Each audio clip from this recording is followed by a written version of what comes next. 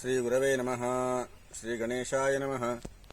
ಶಂಕರಂ ಶಂಕರಾಚಾರ್ಯಂ ಕೇಶವಂ ಬಾದರಾಯಣಂ ಸೂತ್ರಭಾಷ್ಯಕೃತೌ ವಂದೇ ಭಗವಂತೋ ಪುನಃ ಪುನಃ.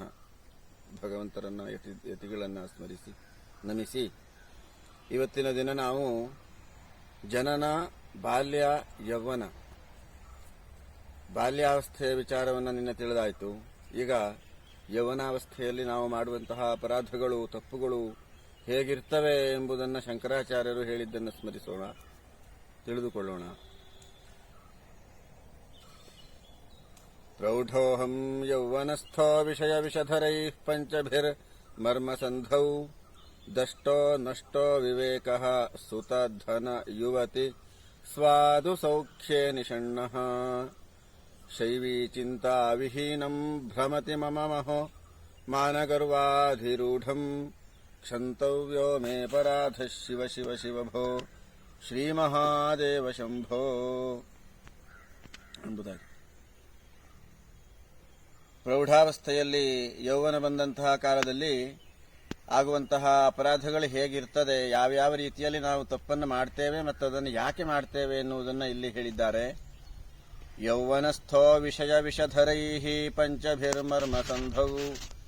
ಈ ವಿಷಯಗಳೆಂಬಂತಹ ವಿಷಧರಗಳು ಅಂದರೆ ಸರ್ಪಗಳು, ವಿಷಯಗಳೇ ಸರ್ಪಗಳು. ಈ ಸ್ವಾಭಾವಿಕವಾದಂತಹದ್ದು.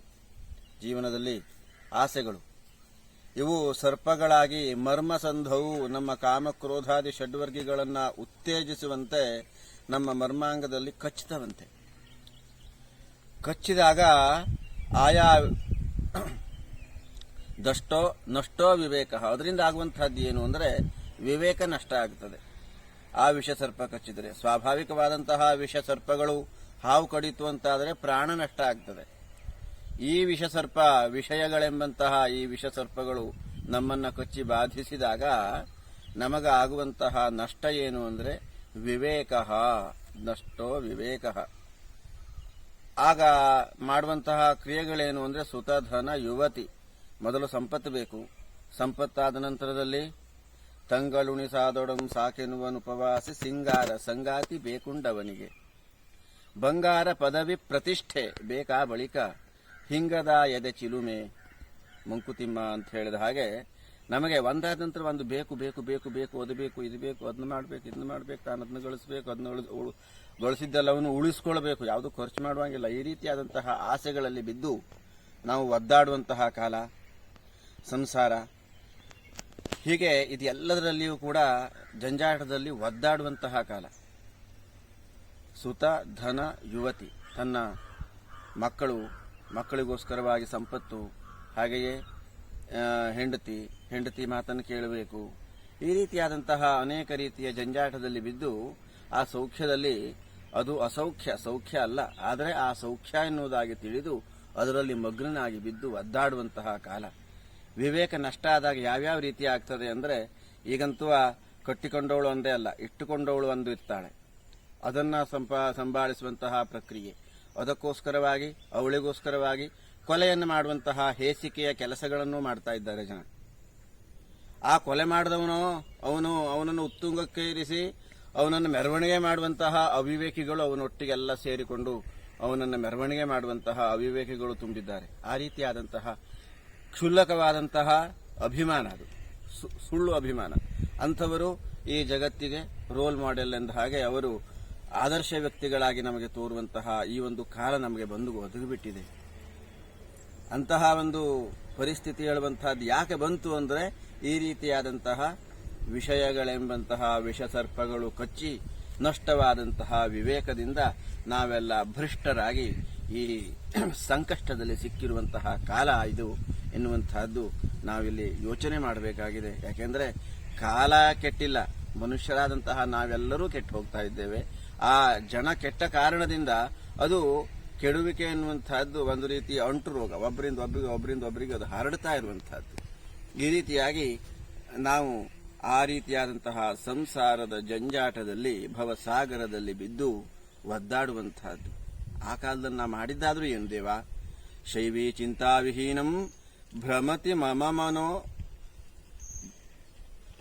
ಶೈವನ ಚಿಂತೆಯನ್ನ ಮಾಡದೆ ಆ ಭಗವಂತನ ಸ್ಮರಣೆನೇ ಮಾಡುವುದಿಲ್ಲ.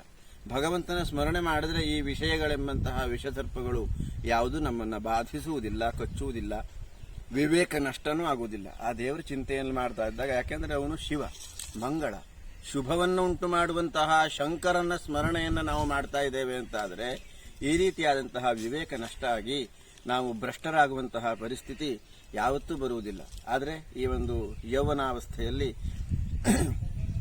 ಭಗವದ್ಭಕ್ತಿಯನ್ನು ಮರೆತು ಯುಕ್ತಿಯನ್ನು ಬಳಸ್ತಾ ಚತುರೋಪಾಯದಿಂದ ಮೆರೆಯುತ್ತಾ